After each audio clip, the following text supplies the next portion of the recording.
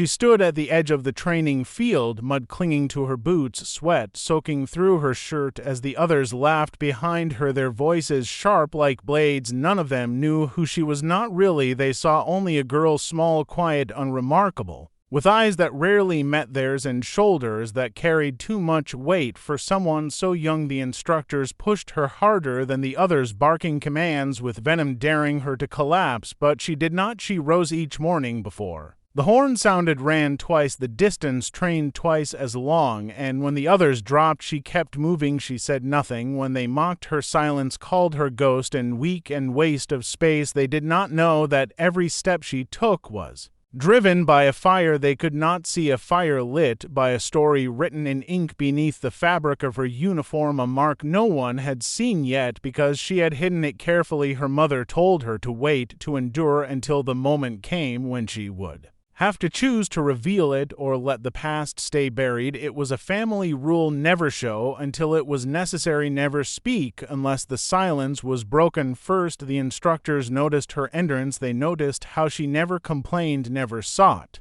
approval, never cried, even when her ankle twisted during the mountain climb, even when they took her food for mistakes she did not make and gave her punishment drills in the rain. She did not flinch. The others began to feel uneasy when she stared into the storm as if daring it to strike her, when she volunteered for night watch and stayed awake till dawn without moving. When they realized she remembered every instruction, every code, every map with eerie precision, the fear began slowly. A whisper among the ranks, then a warning. One night when they found her standing at the fence, eyes locked on the darkness beyond, as if waiting for something or someone, and when they asked what she was doing, she only said, "Watching like my grandfather used to," and they laughed, not knowing who her grandfather was. Not yet. At least during weapons drills they mocked her for choosing the oldest rifle on the rack, but she hit every target with a calm that unnerved even the instructors, who began to pull her aside to ask where she learned her stance, her breathing, her control. She said nothing, and that silence became heavier than any answer. Then one day during combat simulation she removed her jacket before the run. The sun caught her shoulder, and the tattoo gleamed black and sharp and unmistakable. One of the instructors froze. A name escaped his lips in disbelief. The others stared at the mark, shaped like fire, wrapped in wings, a symbol not worn for generations, one carried only by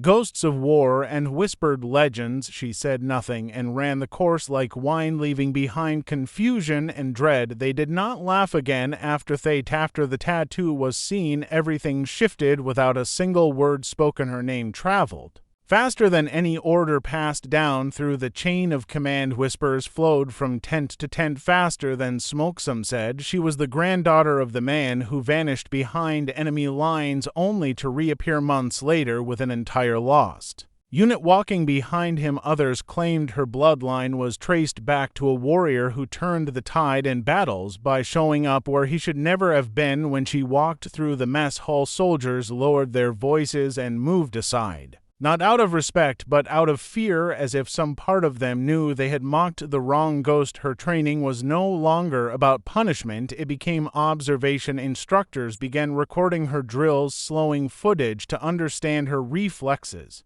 her instincts, but they did not understand that what drove her was not training or legacy, it was survival. Her mother had taught her how to move in silence, how to hold her breath until it hurt, how to disappear in plain sight, because when you carried a name like hers, enemies followed and allies doubted, and no one ever looked at you without wondering what you were capable of in the field. She was always the first to move and the last to fall back in simulations where the rest scattered under fire. She stood her ground, and when asked why, she only said, "Because running costs more than standing." When the commander returned from extended leave, he asked for her by name, not her official designation, but the name her grandfather once carried. With pride and fear both wrapped in silence, she was summoned to the command tent late in the evening, the air cold and the camp quiet, only the low hum of generators and the distant shuffle of boots. She stepped inside, and there he was, tall, with silver in his hair and a scar across his face that looked like it had been earned, not survived. He looked at her, then looked at the tattoo, and for the first time in weeks she heard silence that was not empty, it was reverent. He nodded once, said,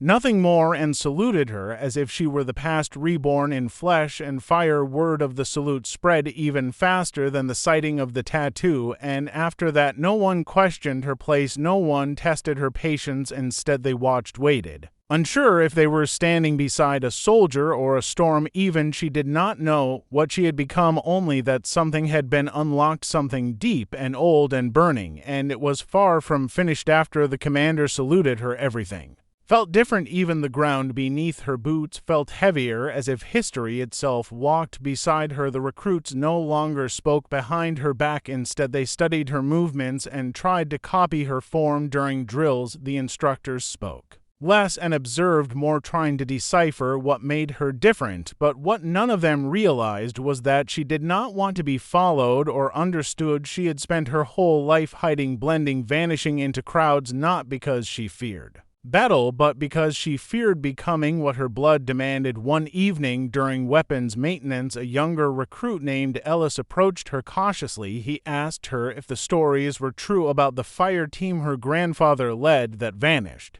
during the operation, with no radio, no support, no backup, only to return dragging enemy maps and codes that saved entire cities. She did not answer, only stared at the bolt of her rifle as she cleaned it slowly, like her mother had taught her. Silence can be more powerful than truth. Ellis understood and did not ask again, but he began running beside her during the dawn drills, matching her pace, breathing when she breathed, and in time others joined too, not out of admiration, but out of some deep instinct that told them this girl, this quiet force, knew the way forward better than anyone else. On the third week of the month, the alarm blared at midnight. Not a drill, not a test. The perimeter had been breached. Half the camp was scrambling, pulling on boots, grabbing weapons. Her bunk was already empty. She was at the eastern watch post, standing perfectly still, watching the tree line. The lieutenant arrived, panting, shouting for a status report, but she raised one hand for silence, then pointed toward the dark as if her eyes could see through branches and fog. A moment later, a flare streaked into the air. Not theirs. Someone else was watching. Someone else had found them, and it was not friendly. She moved before the orders were given, weaving through cover, signaling to the other posts using hand signs only those trained in deep recon would know, the kind passed down through blood, not textbooks. When the ambush came, she was already gone, flanking the enemy from the side, her rifle speaking in short bursts, her shadow moving like a whisper through death. She did not hesitate, she did not speak, and she did not miss. By the time backup arrived, half the enemy force had already scattered, the rest captured or wounded, and the others told stories of a ghost in the trees, of a tattooed soldier who fought like the past, had returned wearing new skin. The commander said nothing when he read the report, only nodded once and closed the file, marked eyes only, but everyone knew from that night on she was not just part of the team, she was the edge of the blade, the first and last line.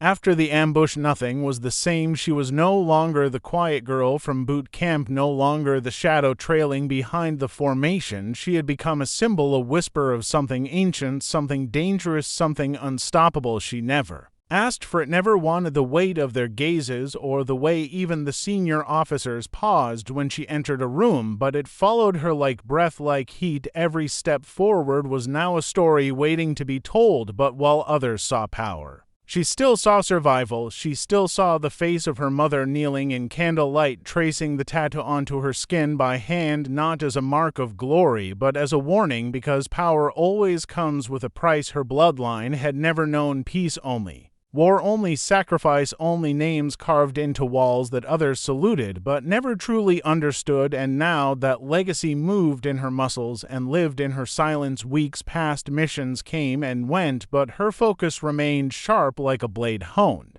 not for show, but for survival. Then came the extraction mission deep behind the ridge. A unit had gone silent for 40 hours, presumed dead. No satellite support, no drone footage, just coordinates and silence, and so they sent her and 5 others. A team handpicked to follow her without hesitation, among them Ellis, now steadier, now sharper than before. The march through the valley was long, the wind biting and the trees thick, people with tension, but her steps never faltered. She read the ground like A book saw signs others missed, moved them around traps no one else even noticed. When they found the unit, or what was left of it, the scene was brutal silence soaked in blood. Survivors hidden under broken camouflage near starvation. She took no time to rest, moved straight into defense mode, setting up extraction zones, directing medics, marking threats, and when gunfire echoed from the west, she was already moving. A flash, a blur, the ghost again, the tad visible for just a moment in the fire, light enough for the enemy to pause, just long enough for her to strike. By dawn, the ridge was theirs, the survivors evacuated, and not a single life lost from her team. She returned with mud on her boots, blood on her sleeves, and not a single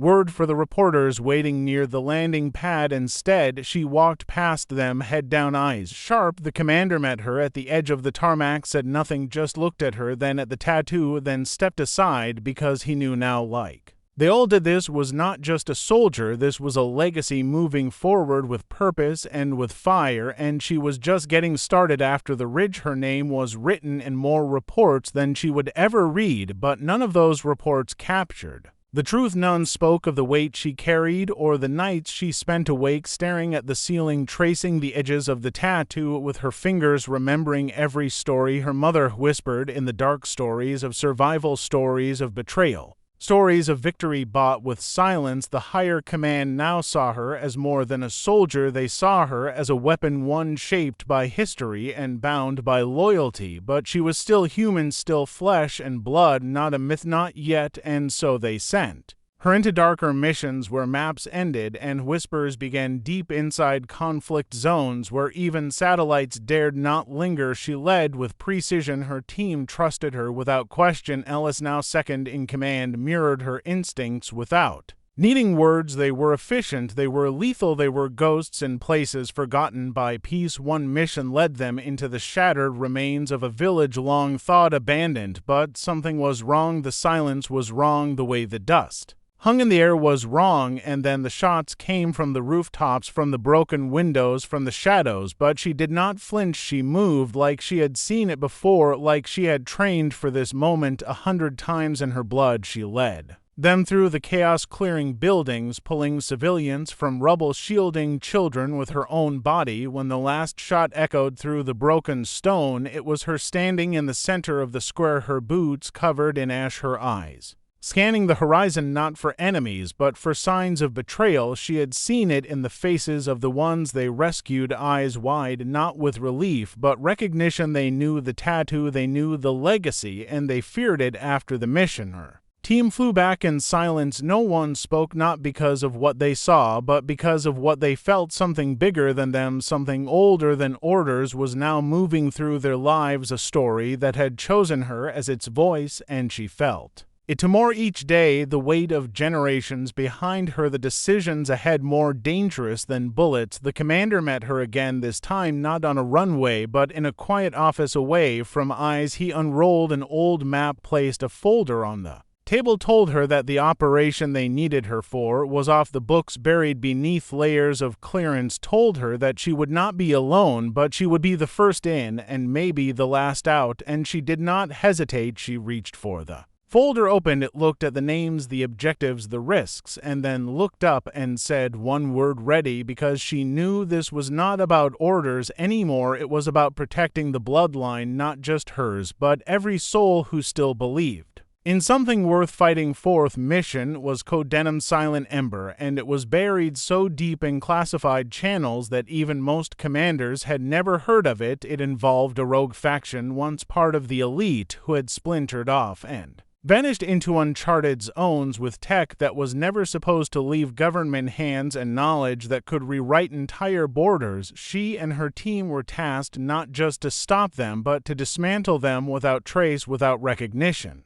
and without failure. Before they left base, the old woman from archives found her and handed her a faded envelope. Inside was a photograph of her grandfather in uniform, his sleeve rolled up, revealing the same tattoo, and on the back a note in trembling handwriting. It said, "If they see it, they will hesitate, and that is your edge." She tucked the note into her vest close to her heart and walked toward the chopper with her team behind her. The flight was along the sky, gray, the air heavier than usual. No one spoke, not because they feared the mission, but because they all understood something was shifting. This was no longer just about orders, it was legacy, it was history demanding its due. They landed at night in hostile terrain where even the trees looked like sentries and every sound seemed a threat, but she moved like the ground belonged to her, her instincts sharper than satellite feeds. She split the team into 3 groups, moving in silent formation toward the compound buried in a ruined fortress, old stone walls scarred by time and war. The enemy was ready, waiting with sensors and firepower and trained eyes, but they had never faced her. They had only heard rumors, and those rumors were not enough when she breached the first. While it was like history unfurling with every step, the enemy fired but missed. They shouted orders, but their lines fell apart because when they saw her and the mark on her arm glowing under firelight, they hesitated, and that was enough. Within minutes, the outer perimeter collapsed. Her team moved through hallways like water through cracks, clearing floors, disabling systems, securing prisoners and intel, and then at the core she faced him, the leader of the rogue faction, a man once decorated, now disavowed and desperate. He looked at her and the tattoo, and something in his expression changed. He knew that bloodline. He feared what it meant and what it could still do, but he did not surrender. He lunged, and she met him without pause. Their fight was brutal, swift, silent, and when it ended, he was on the floor gasping, and she was still standing, breathing steady, eyes locked forward. She signaled for extraction, and the compound burned behind her, not from fire, but from the erasure of a threat that would never return. When they flew back, there were no medals, no parades, only nods from those who now understood that bloodline was more than a symbol. It was a promise, and she had kept it for those who came before and those who would follow. Her footsteps through the fire